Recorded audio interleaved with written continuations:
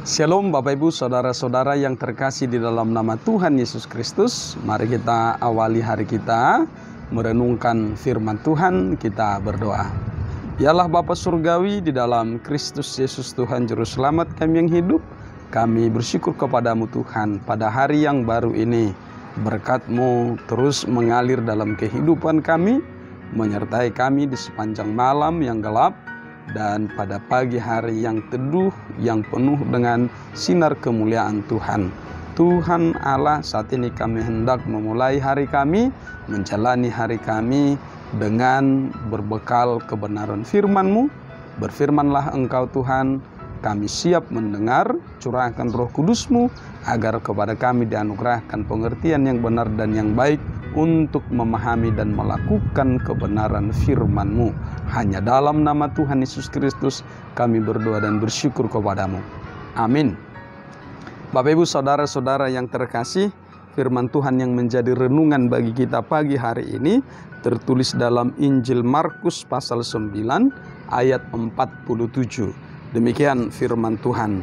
Dan jika matamu menyesatkan engkau, cungkillah, karena lebih baik engkau masuk ke dalam kerajaan Allah dengan bermata satu daripada dengan bermata dua dicampakkan ke dalam neraka.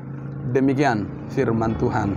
Saudara-saudara yang terkasih, bahwa ketika firman Tuhan ini berbicara kepada kita, kita diingatkan tentang kelanjutan kehidupan kita di waktu atau di masa atau di dalam kehidupan yang kekal setelah kematian. Bagaimana kehidupan kita kelak dan kemana kita kelak. Nah, firman Tuhan hari ini mengingatkan kepada kita bahwa kehidupan setiap manusia diberikan pengharapan yang hidup, pengharapan yang pasti, bahwa janji Allah itu ya dan amin. Karena itu setiap orang yang percaya dan menerima anugerah keselamatan itu, maka tidak akan binasa, tetapi beroleh hidup yang kekal di dalam kerajaan Allah. Lalu ketika kita hidup di tengah-tengah dunia ini, maka sesungguhnya di dunia ini pun adalah tempat bagi kita untuk menghidupi kerajaan Allah. Kerajaan Allah itu bukan hanya soal tentang di masa yang akan datang di dalam kekekalan itu, tetapi di tengah-tengah dunia hari ini, saat ini, di tempat di mana kita berada, Bapak Ibu Saudara-saudara yang terkasih, maka di situ pun, di sini pun adalah tempat untuk menghidupi kerajaan Allah itu. Karena itu, sebagai orang yang percaya, sebagai orang yang menjadi murid Tuhan Yesus Kristus, sebagai orang yang telah mengenal apa itu yang baik dan apa itu yang jahat atau yang buruk, maka pilihan bagi orang percaya, orang benar adalah melakukan apa yang baik sebagai buah dari iman itu sendiri. Karena itu tugas panggilan bagi kita semua adalah ketika kita sudah mengenal kerajaan Allah, maka tugas bagi kita semua adalah menuntun orang-orang yang bersama dengan kita, orang-orang yang ada di sekitar kita, hidup di dalam kerajaan Allah itu sendiri. Karena itu menjadi tanggung jawab iman, sekaligus juga tanggung jawab moral bagi kita di tengah-tengah dunia ini. Karena itu orang-orang yang menyesatkan akan dihukum. Bahkan kalau kita baca nanti di ayat 42 itu dikatakan, barang siapa menyesatkan salah satu dari anak-anak kecil yang percaya ini, lebih baik baginya jika sebuah batu kilangan diikatkan pada lehernya, lalu ia dibuang ke dalam laut. Artinya ada penghukuman bagi orang-orang yang menyesatkan, orang-orang yang membawa berita palsu, orang-orang yang membawa berita hoax, orang-orang yang membawa orang lain kepada sesuatu yang salah, yang tidak benar, yang menyesatkan, yang membuatnya jauh dari Tuhan, yang membuatnya jauh dari kebenaran atau yang membawa orang kepada kegelapan. Karena itu saudara-saudara yang terkasih, orang-orang yang melakukan hal-hal yang demikian, dia akan berurusan dengan Tuhan. Dia akan berhadapan dengan Tuhan. Bahkan dianalogikan, lebih baik baginya diikatkan batu kilangan, batu yang berat itu, sehingga ditenggelam di dalam lautan yang dalam. Saudara-saudara yang terkasih, bahwa ketika kita menjadi orang percaya, tugas kita menghidupi kebenaran Allah itu sendiri, seluruh tubuh kita. Ya, karena itu perlu dijaga semuanya, tangan, mata, telinga, mulut kita, kaki kita, seluruh anggota tubuh kita ini pun harus menjadi tanda mengekspresikan kerajaan Allah itu sendiri. Sehingga bukan hanya soal apa yang ada dalam hati dan pikiran, tetapi tangan kita pun, mata kita pun, mulut kita pun harus tetap dijaga di dalam menghidupi kebenaran atau kerajaan Allah itu sendiri. Karena itu gerak tubuh kita, gerak hidup kita mencerminkan apa yang ada di dalam hati pikiran kita. Tentu perlu kita tanamkan kerajaan Allah itu sendiri. Saudara-saudara yang terkasih, karena itu tugas tanggung jawab kita sebagai orang beriman, sebagai orang percaya, yang harus kita kerjakan adalah seturut dengan kehendaknya, supaya kita kelak masuk ke dalam kerajaan Allah itu sendiri.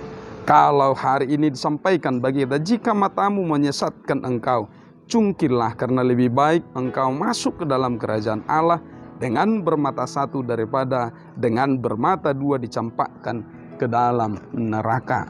Jika mata kita, apa yang melihat ini menyesatkan kita, membuat kita kehilangan arah, membuat kita masuk ke dalam kejahatan itu sendiri, maka cungkillah. Ini adalah bahasa kiasan yang dipakai oleh Tuhan Yesus Kristus, bahwa tidak mungkin rasanya kalau dipahami secara literal, hanya satu mata melihat lalu mata yang satu lagi tidak melihat sesuatu, sehingga membuat kita jatuh ke dalam dosa.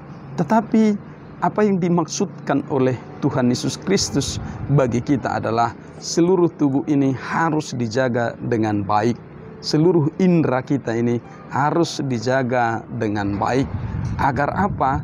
Agar kehendak yang baik itu, kehendak Tuhan itu bisa dikerjakan oleh kehidupan kita. Kepada siapapun itu, maka kehendak baik dari Tuhan itu menjadi sesuatu yang nyata dari kita sebagai orang percaya. Karena itu saudara-saudara yang terkasih, mari gunakan indera kita, seluruh anggota tubuh kita yang digerakkan dari dalam hati dan pikiran kita yang baik itu untuk melakukan apa yang baik dan benar sebagai jalan bagi kita menghidupi kerajaan Allah. Saudara-saudara, selamat menikmati hari ini, menjalani hari ini di dalam kebersamaan dengan Tuhan. Amin. Kita berdoa. Bapa dalam surga, di dalam Kristus Yesus Tuhan, Juru Selamat kami yang hidup, kami bersyukur kepadamu Tuhan, pada hari yang baru ini. Berkat kemurahan-Mu, itulah yang menjadi kehidupan bagi kami. Dan firman-Mu hari ini mengingatkan kami semua Tuhan, agar seluruh tubuh kami, kehidupan kami, indera kami ini kami gunakan untuk melakukan apa yang baik, apa yang seturut dengan kehendak-Mu, untuk semakin mendekat kepadamu. Jangan biarkan kami disesatkan oleh apapun, dan jangan biarkan kami Tuhan dikacaukan oleh pengetahuan dunia ini, sehingga kami masuk ke dalam kegelapan dunia ini, sehingga kami juga menjadi orang-orang yang menarik orang masuk ke dalam dunia kegelapan. Tetapi biarlah kami terus tetap menjadi anak-anak terang, hidup di dalam terang Kristus Yesus, dan membawa orang-orang yang ada di sekitar kami, orang-orang yang kami jumpai, merasakan terang Tuhan Yesus Kristus.